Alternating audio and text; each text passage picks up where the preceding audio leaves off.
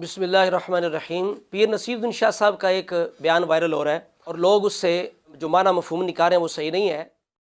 قیامت تک بشمول صحابہ و اہل بیت، تمام صحابہ اوپر سے لے کر نیچے تک، فاطمہ الزہرا سب سے افضل ہے۔ یہ امام مالک کا فتویٰ ہے، پڑھ لو کتاب۔ امام مالک جو ہیں وہ اہل سنت سے خارج ہے، اس لیے کہ امام مالک رحمۃ اللہ تعالی علیہ نے جو بات کی ہے وہ جزوی فضیلت پر محمول ہے، کہ یہ جزوی فضیلت ہے۔ جو افضلیت مطلقہ ہے وہ اجماع اہل سنت ہے کہ وہ ابو بکر صدیق کو حاصل ہے، اس میں کوئی اختلاف نہیں ہے، نہ صوفیاء کا نہ علماء کا، پوری امت کا اتفاق ہے۔ یہاں ایک نقطہ ذہن میں رکھیں کہ جہاں اجماع کی بات آ جاتی ہے نا، وہاں کسی امام کا قول تو دور کی بات ہے، صحیح حدیث بھی مقبول نہیں ہوتی، اسے بھی ترک کر دیا جاتا ہے۔ تو لہٰذا یہ جو امام مالک کا قول ہے یہ جزوی فضیلت پر معمول ہے کہ سیدہ زہرا پاک کو جزوی فضیلت پوری امت پہ حاصل ہے۔ باقی رہی افضلیت مطلقہ تو وہ پوری امت کا اجماع ہے کہ وہ ابو بکر صدیق کو حاصل ہے، اور امام مالک کا قول بھی ہم پیش کریں گے۔ امام مالک نے خود یہ اپنا عقیدہ واضح کیا ہے، چونکہ وہ اہل سنت کے امام ہیں، ان کا عقیدہ اہل سنت کے خلاف کیسے ہو سکتا ہے؟ یہ میرے ہاتھ میں ہے شرح نووی مسلم شریف کی، اس کی جلد دوم ہے اور صفحہ نمبر ہے 272۔ آپ فرماتے ہیں اتفقا اہل سنت علی ان افضلہم ابو بکر ثم عمر۔ آپ فرماتے ہیں اس بات پر امت متفق ہے کہ افضل جو ہیں سب سے وہ ابو بکر ہیں، پھر عمر ہیں، اور مولا علی شیر خدا کا اپنا فیصلہ یہی ہے۔ بلکہ آپ کہتے ہیں جو مجھے افضلیت ہے ابو بکر عمر پر، میں اسے بھی 80 کوڑے ماروں گا۔ تو اس لیے میں کہتا ہوتا ہوں کہ علی المطاع شیر خدا کو ماننا بڑا آسان ہے، مولا علی کی ماننا بڑا مشکل ہے۔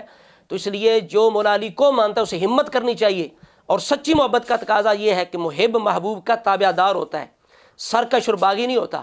اس لیے مولا علی شیر خدا کا اپنا فرمان بخاری کے اندر موجود ہے۔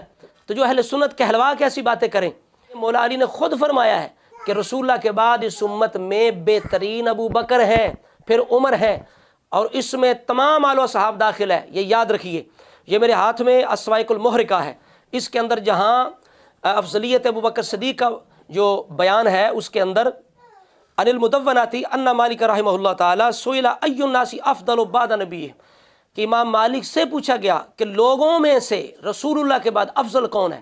اب یہ عام ہے، لوگ آل صاحب سب داخل ہیں، لوگوں میں سے افضل کون ہے؟ فقال، آپ نے کیا فرمایا؟ ابو بکر ثم عمر۔ یہ فرمایا کہ امام مالک ٹھہرے نہیں ہیں، آپ نے لوہے پر لکیر بھی کھینچ دی۔ آپ نے کہا ثم قال، پھر آپ نے کہا اوا فی ذالک شک، آپ نے کہا اس میں کچھ شک والی بات ہے؟ یہ بھی کچھ شک والی بات ہے کہ لوگوں میں سے رسول اللہ کے بعد افضل کون ہے؟ ابو بکر صدیق۔ تو یہ اہل سنت کا عقیدہ ہے۔ اور اسی طرح ایک اور کتاب جو ہے اس کے اندر امام مالک کا مذہب لکھا ہوا ہے، کیا ہے یہ کتاب ہے؟ البیان والتحصیل والشرح والتوجیہ والتعلیل۔ یہ امام قرطبی ہیں، المتوفی 560 ہجری۔ یہ کہتے ہیں الذی علیہ اہل الخیر والدین والفضل، جس عقیدے پر اہل خیر، اہل دین، اہل فضل ہیں، وہ کیا ہے؟ ان افضل الناس بعد النبی ابو بکر ثم عمر ثم عثمان ثم علی بدلیل اجتماع اہل الشورى علی تقدیم عثمان علی علی فی خلافت وہو مذہب مالک وہو مذہب مالک وہو مذہب مالک علی ما روی عنہ فی ذلک۔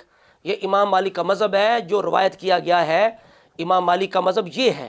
باقی وہ جو امام مالک کا فرمان ہے وہ اس بات پر محمول ہے، اس کا معنی ہے کہ جزوی فضیلت میں سیدہ زہرا پوری امت سے افضل ہے۔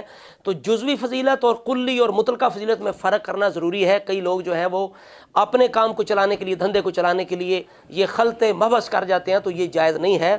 فضیلت اور ہے، افضلیت اور ہے، خاصہ اور ہے، ان میں فرق کرنا بہت ضروری ہے۔ اللہ رب العزت ہم سب کو مسلک اہل سنت پہ ہمیشہ قائم و دائم فرمائے۔